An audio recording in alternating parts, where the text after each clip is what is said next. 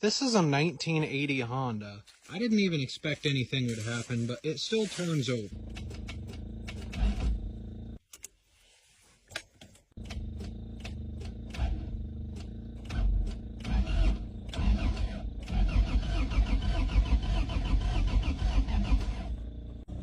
No AC?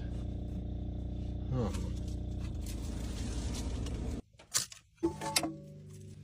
That's actually really clean. Is it carb clean? Not really. This thing might run. Alright, Honda, prove to me that you aren't junk.